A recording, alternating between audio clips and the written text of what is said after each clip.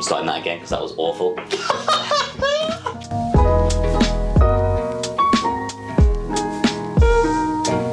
Hey everyone, so we're going to continue the journey on coffee pods. Now this one, it could get a little bit technical. We'll try and maintain a little bit of top level conversation, but I mean, it's a hard topic not to get technical on because we're comparing compostable pods versus aluminium pods. And we know it's a topic of much debate. Which pod is the best pod for the planet? And I think it's really good to probably start this conversation, and I'm going to be leaning on Owain a lot on breaking a few myths to help you guys understand. But it's worth looking at the pod, any pod, from the whole life cycle of that pod, from creation, from when it's made and the input into making that product or the material that the product is made from, during the use of that product. So what's that use at home? How's it wrapped? How's the freshness? What's the quality of that product and the material impact on the quality of that product? All the way through to end of life. Where does that product end up and what impact does that have? Now, and we need to also look at that in a way that what is the ideal solution and what actually happens, because we all know that what should happen doesn't always happen, and I think we need to understand where we're at. Now we at BEAR, we choose these compostable pods as our preferred process because we believe as we're on a journey discovering pods and as ultimately a single-use product, that we want to know that we're using a product that's got a longer life potential in terms of innovation and the way that this product will interact with the environment. And we stand by this over aluminium, but we're going to talk about both. Now, Owain, why... talk about aluminium first. I don't I want guess. to. Just break. What some people say that this isn't as good as an aluminium pod. Now, what are they referencing when they say that? Are they talking about the quality of the coffee, or are they talking about the? Well, sometimes the ones that aren't aluminium don't puncture well. Something we touched on when we were talking about another subject, but with quality control. But so the aluminium, that was the original design for these capsules, and so they get punctured at the very back bit here. 3 prongs come forward, and there's loads of design solutions people have come up with, but ultimately it was always designed to. They even changed the design once some compatible ones came on the market to make the bits that did the puncturing a little bit blunter, so they could still puncture aluminium but not puncture plastic ones quite so well. So there's been all kinds of stuff over the years, but this particular design, which is an actual solid compressed design, still with clever reinforcements and how thin they make it in this part, it retains an oxygen barrier but still is punctured exactly like an aluminium capsule, so it doesn't concede any difference whatsoever. And they always puncture really, and we've tested on the cheapest machines, the most expensive machines, old original machines against brand new ones, and they always puncture consistently. That's the first thing. Aluminium ones are great because aluminium is an absolute solid oxygen and moisture barrier. So you often see, if you look in a bag of crisps, and they always look like a mirrored shiny finish on the inside. Often lots of different coffee bags and things like that, anything where oxygen and moisture barrier is an absolute critical thing in packaging. Aluminium has always been the traditional, there's different versions now, but aluminium is always like the traditional barrier. And so in a pod that's made entirely out of aluminium, perfect, you always get perfect freshness maintained, whereas this is one of the first compostable ones where it actually maintains full oxygen barrier for the pod. You can see this one bulging where the gas inside has been kept inside it. So that bit where there was traditionally a benefit in aluminium is also kind of being solved as well. Yeah. So they were the main things, but interestingly, original aluminium pods aren't actually 100% aluminium. They have this seal here, which these ones have solved with paper so that it's all compostable. They actually have plastic on them that forms the seal when you clamp the capsule. Just to confuse matters, there's now aluminium capsules which have a crushable bit of aluminium that performs the same job, but they're still made of aluminium. So as a consumer, I guess one of the if they were just thinking about the issues that they may experience, a compostable pod would sometimes, or a pod that wasn't aluminium, I guess, would sometimes fail in their machine at home, which would mean I'm not going to buy that product because the aluminium ones don't fail, and I want a product that's not going to fail. Yeah. So what we're saying is this compostable pod performs the same as an aluminium pod. It punches the same, and it's also got the oxygen barrier, which is so important to keep freshness, because it's an absolute waste of time having an oxygen barrier on a box of 10 pods where once you've opened it, it's now not.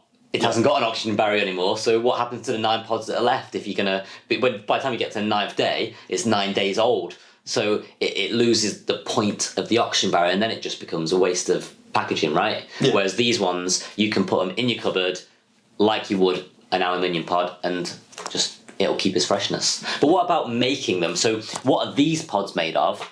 Because they're not made of aluminium. But is making aluminium a good thing, or is making aluminium not good for the Yeah, so there's a couple of different compostable pods, as well as the aluminium ones, and that are made from different materials. And so first things first, the aluminium ones, obviously aluminium, but aluminium is great because it's recyclable, which is a good thing, obviously.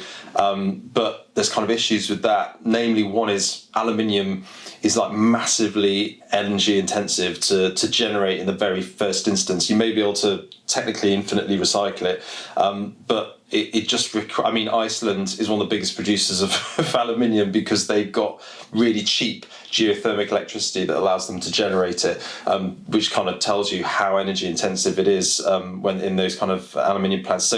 So just fine, it can technically be recycled. That also assumes it is recycled, and most current research shows that over 2/3 of aluminium pods are actually never recycled. Also, there's issues with recycling can only occur if the thing you're recycling is clean, and so they've got to be properly cleaned out. And if there's coffee remains and things like that, then it gets rejected and doesn't get recycled. So there's all kinds of assumptions that once you scratch under the surface, that kind of doesn't always hold up. And so in terms of... Let me jump in on that then. So we've got a product here that is... the whole intent of its design is to be ease of use for you, the consumer, to pop into your machine and make a coffee very simply, very easily. Whereas you want that same level of ease when you come into the end of life of the product. So if suddenly I have to rinse the product out or empty the coffee out and do something differently, recycle it, well, the statistics already show if 2/3 of people aren't actually recycling the aluminium pods, that it's not an easy process and people aren't actually doing it. So the ease of use... It's awkward but true. Yeah. It's just like...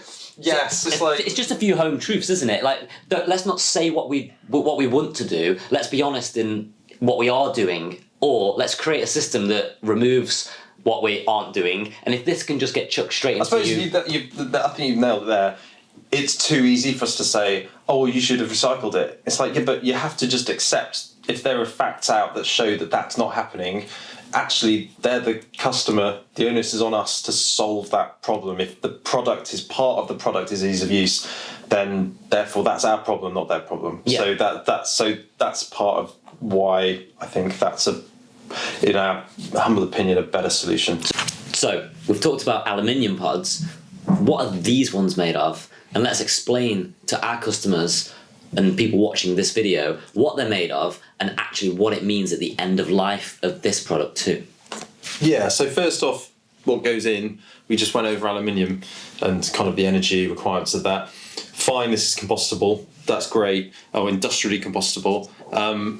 But there are different ways of doing that, lots of different materials. PLA is the most common one generally historically, and that's got some of its own issues as well.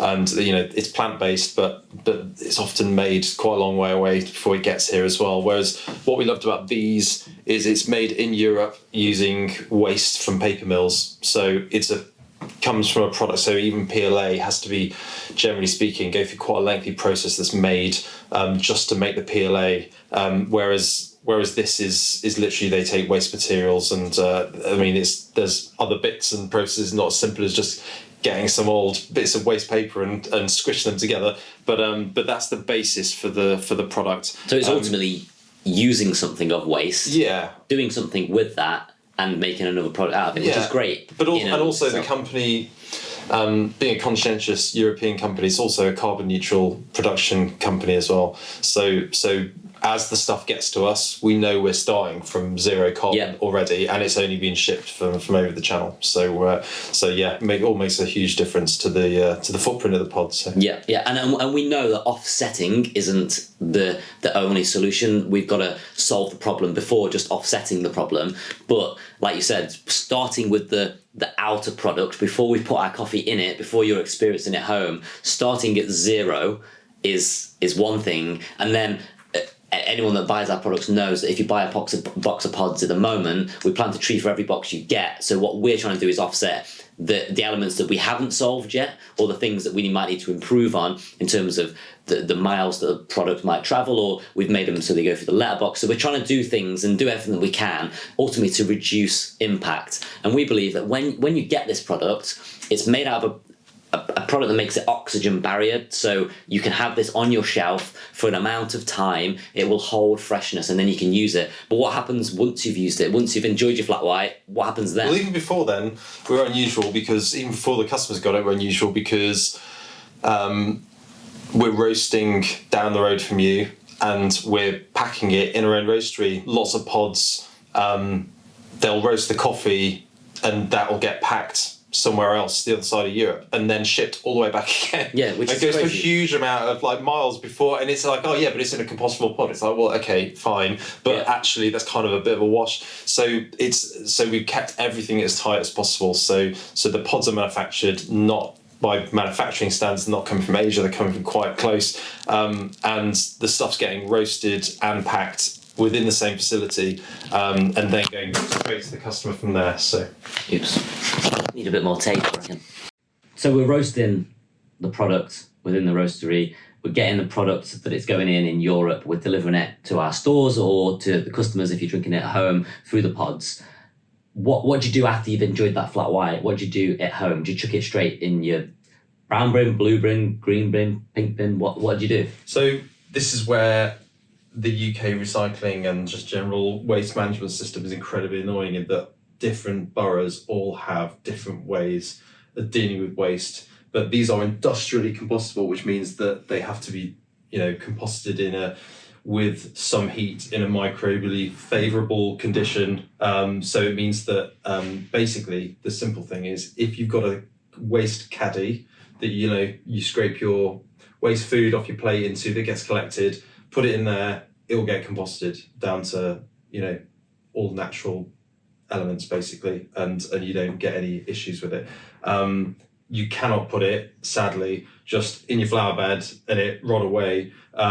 That's something that will be possible in the not too distant future. There's testings with that going on at the moment, but so that'll be fairly soon. But when we decided on these pods, we kind of took the decision that all of the downsides you get from trying to get home composting, of not having the oxygen barriers and all the rest of it, for the homes where they don't have food waste, where they just would have put those in the green bin, well, they just go into landfill where there's no oxygen, and they also, despite being home compostable, wouldn't break down any different to any of the other stuff that's sat in the landfill, exactly the same as these. So actually the difference between the two in practical terms of end of use is actually not that crazily different. It stops the people who are keen enough to do home composting, but the subset of those people using the espresso capsules, we decided is actually incredibly small. For the other trade-offs you get, we decided that actually these were a better option currently with what's available. So, amazing. So what we're saying, subscribe to the channel,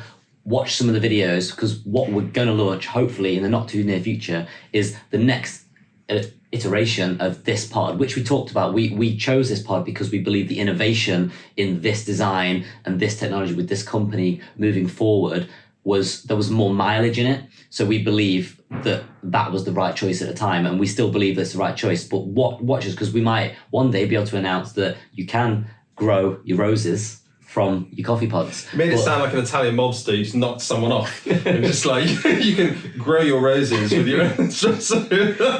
But it's all, I guess it's also a good thing to recognise that we will see improvements within the system of industrially compostable materials within the recycling and waste system in the UK. That is going to improve. So again, you want to choose a product that's going to fit with the system as them improvements happen. Yeah. So Exactly. quite exciting. Yeah. What about, because it's going to come up in comments, people are going to write about it. What about biodegradable? Biodegradable kind of doesn't mean anything. Basically, everything's basically biodegradable, dust to dust. I mean, billions of year old planet, even aluminium eventually will degrade over an absurdly long amount of time. But so biodegradable, and more importantly, kind of legally, doesn't mean a great deal. Compostability has specific kind of European standards as to how fast it needs to do it, what percentage of it, what conditions it needs to do it under. And so compostability is the thing that matters. So anytime you see something where it says, biodegradable, you kind of have to take that with a bit of a pinch of salt, really. Yeah. So the fact these are industrially compostable means they've actually been sent off to labs. They've been certified by, I think it's TUS Austria, to be compost down within certain conditions, within a certain amount of time, down to natural elements. And whereas just saying biodegradable kind of wouldn't mean a great deal, to be quite frank. So it's just important to recognise that there are pros and cons to everything. So just look for that transparency and make sure brands are giving you that transparency. They're showing you the positives, but they're also identifying what the weaknesses are within the system or process or the product that they've got and what they hope to solve in the future, rather than simply being sold a buzzword. Yeah, I think that's why we're trying to have this conversation. Part of it is that you can see the woes. Like, it's not as simple as, let's do a pod, and we've absolutely agonized over because every single decision you either gain on freshness or you lose on certain, whatever, and you gain on quality control, you lose on this, that, and the other. And so you're constantly balancing, and we're just trying to show these are the decisions that we took to arrive at this point, and this is why we made them. And I think that at least you can then go in armed with the knowledge, and then fine, you can make a decision, hopefully that you think that's a great way of doing it, but at least that's you making a decision rather than some kind of just marketing spiel. So just in summary, I'm Craig, I'm here with Owain from Chartley Coffee Roastery, and we're just talking about BEAR's compostable coffee pods. So if you've got an espresso machine at home, or you're interested in exploring the idea of using pods at home, then jump online, beamorbear.co, link in the description, and order your box of coffee pods and try them, see what you think, and feedback in the comments below. So just to jump in, if you're listening to this video and you're inspired to try this product, then please do. If you've got a machine at home that you've been running pods on and you just want to try ours, then you can jump online. We've got 4 different roasts available. You get 30 pods in a box, so you've got a coffee for every day. So the way to purchase it is very, very simple. If you don't have a machine, you can get an entry-level machine from around £50. So the route to trying this product is accessible, but you can then upgrade all the way up to around about £700 with like a Sage Barista Pro, I think it is, but they've got the steam on functionality. So look at what's suitable for you, but you can jump online, get these products, beamorbear.co. We'd love to send it to you.